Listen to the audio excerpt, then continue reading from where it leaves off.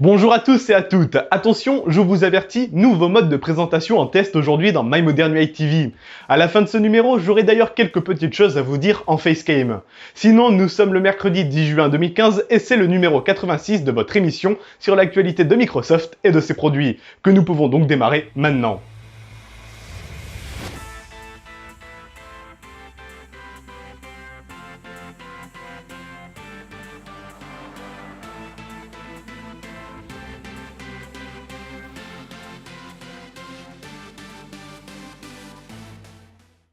Gabriel Holl, responsable du programme Windows Insider, avait annoncé il y a une semaine que la build 10134 de Windows 10 Mobile était presque prête à être déployée, mais qu'un bug de mise à niveau de ces dernières empêchait sa diffusion.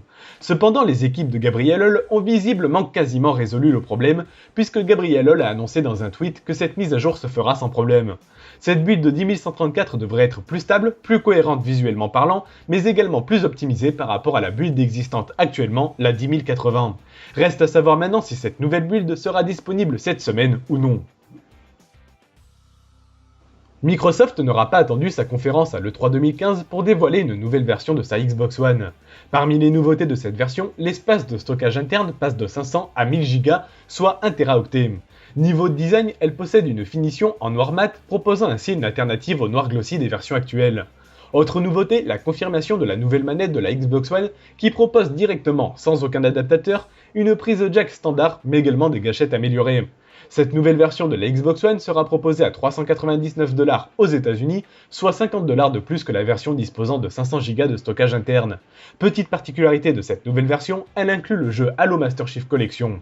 Pour conclure, notons qu'en France, elle est disponible en précommande pour 449€. Et si on parlait de Skype Translator, vous savez, ce service de traduction en temps réel des propos vocaux de votre interlocuteur. Ce service existe depuis novembre 2014 dans une bêta privée et depuis mai 2015 pour tout le monde à condition de posséder un ordinateur sous Windows 8.1 ou supérieur. En effet, ce service est accessible pour le moment uniquement via l'application Modern UI du Windows Store, ce qui restreint énormément sa disponibilité pour tous. Mais bonne nouvelle, puisque sur le blog officiel de Skype, l'équipe annonce l'arrivée de Skype Translator dans l'édition bureau de Skype pour la fin de cet été.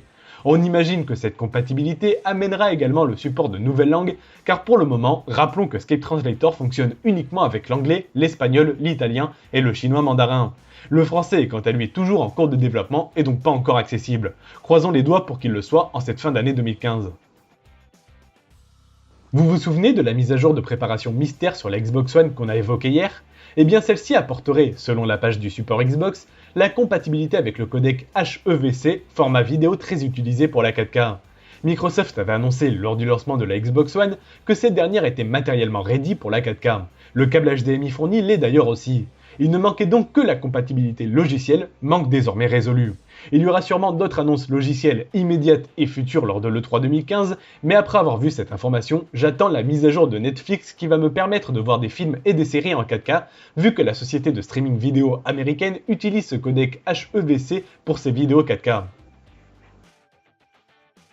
Microsoft a publié cette vidéo mettant en avant les nouveautés qui arriveront prochainement sur la version en ligne d'Office 365. Au programme, une amélioration de l'interface et de l'expérience utilisateur. Ainsi, nous aurons de nouveaux accès rapides aux notifications et aux modules d'aide, ainsi qu'un nouveau menu contextuel. La messagerie Skype for Business sera également intégrée dans ce Office 365 Online.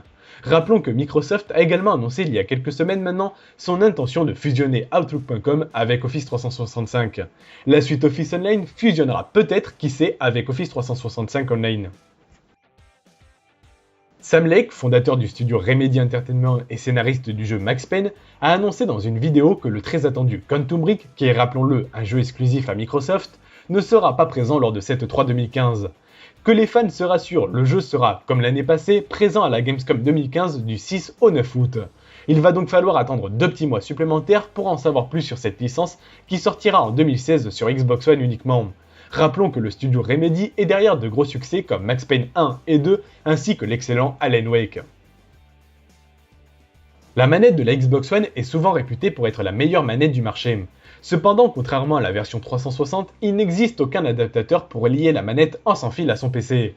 Ou plutôt, il n'existait aucun adaptateur. En effet, Microsoft a présenté le Xbox Wireless Adaptator for Windows, permettant de connecter votre manette Xbox One en sans fil à votre machine sous Windows 10 uniquement.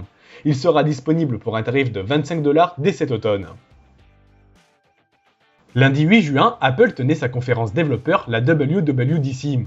Au programme, une nouvelle version de macOS X nommée El Capitan, une nouvelle version du système mobile iOS passant en version 9, des évolutions sur les applications d'Apple, une nouvelle version du système pour l'Apple Watch, le passage du langage de programmation Swift en open source et l'annonce d'Apple Music. Bon, déjà parmi toutes les nouveautés annoncées par Apple dans ses systèmes ou applications, aucune n'est absente sur Windows. Certaines sont même déjà présentes depuis Windows 7 et Windows Phone 7. La conférence Apple avait donc un goût de rattrapage. Quoi qu'il en soit, Apple a annoncé son nouveau service de musique en streaming nommé Apple Music, qui est donc un concurrent direct de Deezer, Spotify, Qobuz ou encore Xbox Music. Et le service de musique en streaming d'Apple serait évidemment disponible sur iOS et macOS X dès le 30 juin, mais également un peu plus tard dans l'année sur Android et Windows. Cette ouverture pour Apple est une toute première. En revanche, nous ne savons pas si Windows Phone est concerné par Apple Music ou non. Au niveau du service, le prix de l'abonnement basique ne varie pas des autres services concurrents. Il faudra donc compter 10$ par mois pour avoir accès à la musique en illimité. En revanche, Apple propose une offre intermédiaire qui permet pour 15$ par mois de faire profiter 6 membres de sa famille à Apple Music. Un tarif plutôt intéressant et inédit par rapport à ses concurrents. D'ailleurs, notons qu'Apple proposera 3 mois d'essai à son service de musique en streaming, là où les autres n'en proposent qu'un seul. En revanche, Apple n'a communiqué aucun chiffre sur le nombre de morceaux disponibles dans son abonnement. On peut donc se poser la question si Apple réussira à dépasser le catalogue du Xbox Music Pass, qui est, rappelons-le, le catalogue le plus complet des offres en streaming pour le moment. Et voilà, c'est presque tout pour aujourd'hui. Avant de vous parler droit dans les yeux, je vous rappelle vite fait que l'émission possède son application et le téléchargement est comme toujours ici, ou via les liens dans la description de la vidéo. Maintenant, désactivation du fond vert et je vais m'installer sur mon petit fauteuil pour vous parler en facecam. Hop! Ah bonjour. Du coup, c'est bien, on a des interactivités, il y a plein de caméras maintenant. Bon, alors, je vais expliquer un peu pourquoi j'ai fait cette mode de présentation. Le temps juste pour moi de m'installer correctement, de recadrer un peu la caméra, et on y va. Voilà, maintenant que je suis installé, je vais pouvoir vous expliquer pourquoi j'ai choisi de présenter l'émission comme ça, enfin en tout cas de faire ce test, on verra suivant vos retours. Mais moi je vais vous présenter les avantages, les inconvénients, mais surtout les avantages pour moi comme pour vous. Alors déjà, il faut savoir un truc, c'est que je fais l'émission tout seul, je la monte, je fais tout dans cette pièce en fait. Je monte, j'écris, je tourne, je reçois dans cette pièce, et accessoirement je dors ici. Et du coup, je suis vraiment tout seul à la créer, l'émission, pour la partie tournage, montage et écriture. Et parce que l'application est faite par Sylvain Brouillard, que je remercie, de SSoft. Et donc voilà, et donc du coup, je suis tout seul, et le problème c'est que vous vous doutez bien, je n'apprends pas mes textes, c'est impossible à apprendre des quotidiennes comme ça, hyper longues en actualité, c'est impossible à apprendre au quotidien, donc voilà, j'ai un prompteur, et le problème du prompteur, c'est que comme je suis tout seul, j'ai un prompteur qui défile tout seul. Et donc du coup, j'ai plusieurs vitesses, je suis en vitesse 4 ou 5 généralement, mais des fois ça va pas. Ni la 4 ni la 5 va, et la 3 et la 6 encore moins. Et donc du coup, j'ai pas vraiment de juste milieu, donc je suis obligé de mettre plus lent, d'essayer de m'adapter moi-même, ou de mettre plus rapide, mais d'accélérer, c'est pas forcément agréable pour vous. Et donc du coup, il n'y a pas une liberté d'intonation que je peux avoir par rapport à une voix off. C'est-à-dire que moi en tant que voix off, quand je tourne l'émission, celle d'aujourd'hui, j'ai pas de contrainte de temps, je lis à ma vitesse et j'adapte suivant les mots, etc.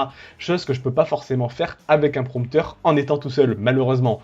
Et donc du coup, le côté voix off peut m'apporter et peut vous apporter aussi cette liberté d'intonation que je vais avoir, et donc des contenus peut-être plus compréhensibles, certains contenus peut-être plus lents parce qu'ils sont plus compliqués à comprendre, ou enfin bref, je pense que vous avez compris le topo. C'est utile, je pense, comme façon de parler, et en étant tout seul, je peux pas le faire en me montrant à la caméra et en lisant le prompteur, quoi. Ça c'est pas possible parce que si j'essaye de le faire, je vais être décalé parce que le prompteur va aller trop vite ou trop doucement, et puis voilà, j'ai pas d'adaptation, je vais recommencer la scène 3 millions de fois, ça va m'énerver parce qu'il fait chaud, etc. Et justement, on va y venir à tout ça, la chaleur dans le tournage. Autant en février, mars et tout, ça allait très bien. Or, on arrive dans des périodes où il fait très chaud. Et le problème, c'est que dans une pièce à 45 degrés, les tournages sont très compliqués.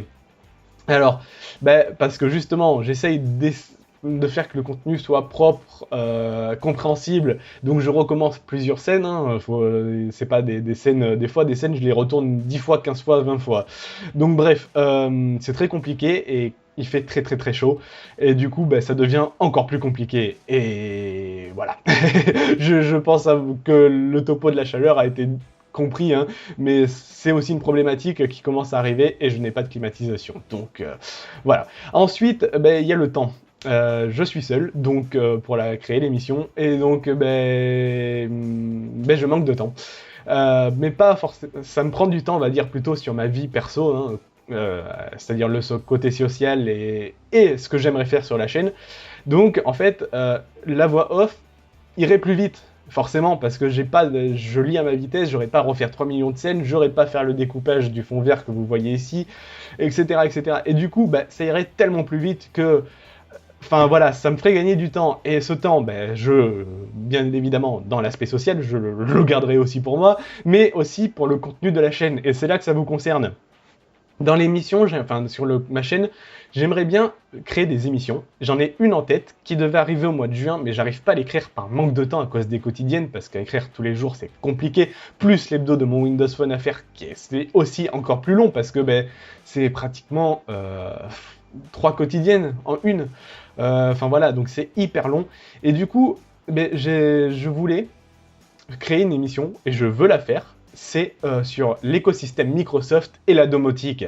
Par exemple, dans l'écosystème Microsoft, dans la domotique, on dit que l'écosystème Microsoft n'a rien. C'est faux. C'est totalement faux, et je voudrais présenter ce qui est possible de faire côté domotique avec les appareils Microsoft, et notamment les applications universelles. Alors par exemple, je vais faire une démonstration très simple. Le drapeau derrière moi est allumé, en rouge. Enfin, ça se verra peut-être pas à la caméra qu'il est en rouge, mais voilà. Il est allumé en rouge, mais là par exemple, boum, je décide de l'éteindre. Alors, si ça veut bien marcher, parce que je suis sous Windows 10. Voilà, donc là, c'est éteint. Boum. Alors là, ok, là, d'un coup, je décide d'allumer toute la pièce. Donc là, toute la pièce s'allume. Et d'un coup, je veux mettre toute ma pièce en rouge. Donc je mets en rouge. J'ai une lumière qui est sur le côté que je peux pas contrôler, par contre, je l'explique. Hein. Donc, par contre, voilà. Donc c'est en rouge. Et si je décide d'un coup de tout mettre en bleu, c'est en bleu, etc., etc. Et du coup, c'est des choses que je voudrais montrer. Il y a aussi ça là. J'ai une espèce de téléphone accroché au mur, qui est un vieux Windows Phone 7, hein, pour être précis. Et j'ai également des carrés de couleurs qui sont NFC, que j'ai fait. Et en fait, ils répondent aussi à la lumière, etc. Et c'est des choses que je veux montrer absolument. Et le problème, c'est que ça me prend du temps d'écriture, du temps de tournage, et avec les quotidiennes et l'hebdo, je ne peux vraiment pas, parce qu'après, déjà que j'ai du mal à voir mes potes en ce moment, enfin voilà, donc du coup, je peux vraiment pas. Et ça, c'est aussi une contrainte, le temps. Et du coup, la voix off me ferait gagner un temps énorme qui pourrait être dédié, justement, à l'écriture de ça, quoi, enfin de cette émission, ou d'autres émissions que je compte faire, genre des sortes de mini-débats avec des pour et des contre sur certaines nouveautés, sur certaines annonces, etc. C'est des choses que je veux absolument créer sur la chaîne. Je veux pas que ce soit qu'un contenu, on va dire, éditorial, où j'écris de l'actualité et je la cite l'actualité. Je veux pas que ce soit que ça, je veux vraiment faire des fois du décodage d'actualité. Et enfin voilà, c'est des choses que je veux faire et qui n'est pas possible avec les tournages sur fond vert, parce que je dois recommencer 3 millions de fois les scènes, etc. Ça me prend du temps. Bref, ça c'est dit. Donc le contenu aussi, c'est important. Le fait est que je tourne ici, dans une petite pièce, je suis obligé de déménager et installer à chaque fois, tous les jours, le matériel. Du coup, une fois qu'un tournage est terminé, il est terminé. Et des fois, il y a une actualité qui tombe à 23h59 qui dit « Nouvelle version, nouvelle build de Windows 10 ». Ça pose problème, et parce que il faut que je réinstalle tout, je suis pas seul, il y a des murs, ils sont pas épais, et du coup, je peux pas forcément faire du bruit en permanence, etc., etc.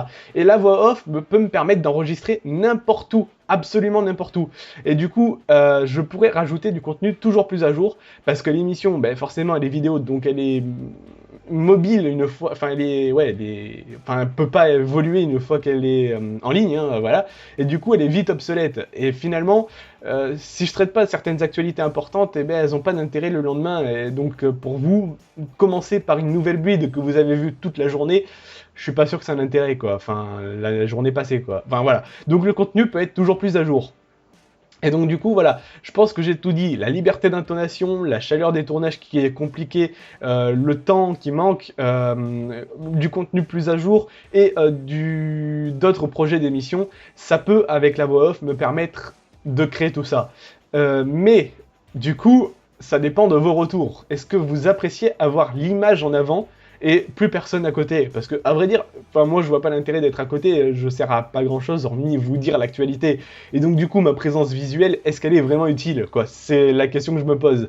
Et voilà, ça sera suivant vos retours. En tout cas, moi j'ai exposé mes points de vue. Après, il y a des inconvénients. J'en ai pas parlé, mais par exemple, les vidéos en arrière-plan, c'est des vidéos souvent promotionnelles de Microsoft. Et le problème, c'est que le contenu n'est pas toujours adapté. Enfin, comment dire, le contenu n'est pas forcément en adéquation avec mes propos, on va dire.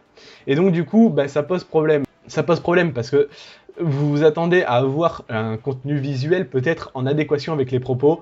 C'est pas forcément le cas. De toute façon, c'est déjà pas le cas dans les quotidiennes, hein. Donc, est-ce que ça vous dérange d'avoir des images qui parlent quand même du sujet, mais pas forcément des propos, et personne à côté, ou est-ce que vous voulez vraiment quelqu'un à côté? Bon, bref, c'est un débat. Enfin, ça, je vais faire le test, écoutez, je vais faire le test aujourd'hui, ce mercredi, jeudi, vendredi, je vais essayer, suivant vos retours sur ces 3 jours, sur l'hebdo de mon windowsphone.com, et on verra bien. Mais voilà, je pense que j'ai vraiment expliqué tout. Donc en tout cas, moi j'ai exposé mon point de vue, à vous de voir si ça vous convient ou pas.